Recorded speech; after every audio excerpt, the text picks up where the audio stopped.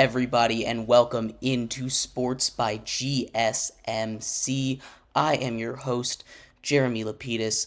Today we have a great episode for you. We're going to cover, obviously, the big story of the day is the Super Bowl that occurred just last night, where the Kansas City Chiefs took down the San Francisco 49ers 25-22 in an overtime thriller. We will break down that game in the first segment. Second segment, we will go over everything that happened as a result of the game, the legacies of these players, everything that comes next as we look forward to the future of the NFL. Now, of course, remember, if you want to be here on the stream, if you want to say something, feel free. All you need to do is to go to streamelements.com/gsmcsportsnetwork /tip. That's again streamelements.com/gsmcsportsnetwork/tip if you would like to leave a tip or put anything in the show for me to respond to. Now, without further ado, though, let's get into the Super Bowl recap. We had what was probably one of the best Super Bowls of all time, definitely in recent memory, but it started off really slow.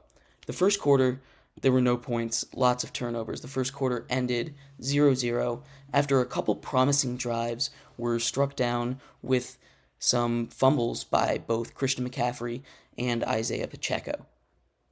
Now, the first quarter, and really this entire game, both of these teams' defenses were playing out of their minds. You had some of the most high-powered offenses in this league come in and put up nothing against, to be fair, some very, very good defenses in the Chiefs and the 49ers.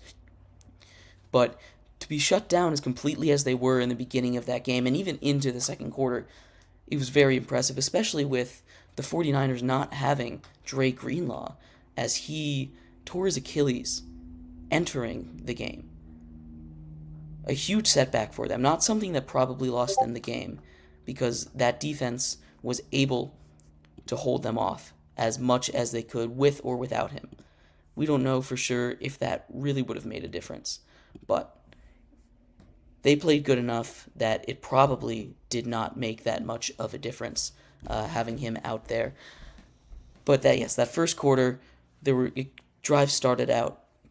49ers had a promising drive and fumbled the ball away on a Christian McCaffrey fumble. And then the Chiefs back and forth, punt, until we got into the second quarter. Offense finally happened. We had our first points on what at the time was the longest field goal in Super Bowl history, kicked by Jake Moody, a 55-yard field goal to put the 49ers up 3-0 midway into that second quarter. Chiefs still couldn't get much going after that, although the 49ers, after that field goal, seemed to have gotten a lot of momentum. You look at, honestly, was a really gutsy call to score that first touchdown of the game. You had Juwan Johnson throwing. Juwan Johnson, fourth-string receiver on the San Francisco 49ers, throwing a touchdown to Christian McCaffrey for the first touchdown of the game. Anybody that had that on their bingo board for this game must be from the future. Juwan Johnson to throw a touchdown is insane. And what a gutsy call there by Kyle Shanahan to really put the 49ers up what seemed like an insurmountable lead at the time. Now, heading into halftime, the Chiefs were able to get a field goal, which passed that previously mentioned longest field goal of all time in the Super Bowl, 57 yards by Harrison Butker. So heading into halftime, score was 10-3. 10-3, not that much offense. And it kind of continued the same way into that third quarter. Not much was going on. Now, the Chiefs' defense continued to play at an elite level, all the way up through that third quarter where they had their second shutout. They shut the 49ers down in 2 out of the 5 quarters, I guess, in this game. And the 49ers, for as well as their defense was playing, they had an interception of Mahomes, the only turnover in the game, the only interception thrown in the game, excuse me. But they were able to scratch another field goal across, cutting the lead 10-6 with just about 4 minutes to go in that quarter. On the a couple drives later, the 49ers had a special teams gaffe, a punt off of the back of one of the blockers on the field was recovered by the Chiefs, and one play later, Patrick Mahomes found Marquez Valdes-Scantling wide open. No one was near him. It was a blown coverage or something. No one was within 10 yards of this man, wide open. Chiefs take the lead for the first time in the game at 2:28 to go in the third here. So the Chiefs are up now 13-10. But the San Francisco 49ers are able to answer right back with a touchdown of their own. Unfortunately, after what was an incredible drive that took it through the end of the third quarter into the fourth, when Juwan Jennings had his second touchdown of the day, this time a catch from Brock Purdy, the extra point was blocked. Now, them being up 3 at the time, instead of being up 4, was a huge momentum shift in this game. From that block, the Chiefs were able to tie the game up on the very next drive, where for the 3 straight drives, it was field goal, field goal, field goal, ending in regulation, and at the end of regulation, leaving the score to be tied at 19. Now, that block kick obviously made a huge impact. That whole special teams had a huge impact for the 49ers. We mentioned that punt that went off the foot of the blocking 49er, recovered by the Chiefs for their first touchdown, that really started their momentum and drove their comeback. And then that blocked extra point that would have most likely won them the game. Now, obviously, the Chiefs had the ball down at the goal line in the waning seconds of that game in regulation. So instead of settling for a field goal, you never know what would have happened on that next play if, in fact, they had made that extra point. But regardless, heading into overtime here, the score is tied at 19. And here is when we get to see for the first time the new overtime rules. Now, these new overtime rules were put in as a result of the Bills-Chiefs overtime fiasco a couple years back when the Chiefs won that coin toss and both teams were moving down the field without much trouble on either side. So the 49ers here, they win this toss, and they choose to keep the ball. They choose to receive.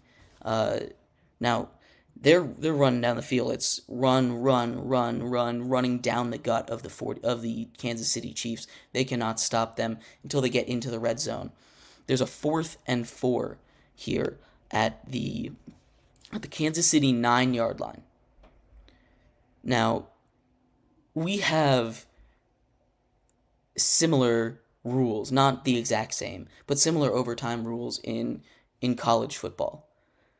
And you look at the strategies of what to do in those situations when you have the ball first, and you have to kind of assume that Patrick Mahomes is going to score the way that it was going at the end of that game. You know, they had 3 straight drives where they scored points at the end. Third quarter, they scored on every single one of their possessions in the fourth quarter. The San Francisco defense, for as well as they played, they were not stopping Mahomes down the stretch. So it can be questioned whether or not the 49ers should have kicked that field goal, which they ultimately ended up doing, giving them a 3-point lead. Now, to a certain extent, I understand why they did it. Would I have done it? Probably not. But to a certain extent, seeing how that defense had been playing all game, seeing how they had been able to shut them down practically for the entire first half, you can believe in your defense, and you don't want to walk away from that with no points. That would be worst case scenario. So it was a conservative play call to go ahead and kick that field goal. And something that will be questioned, that is the big question, big takeaway here from the game, is these new overtime strategies, what to do.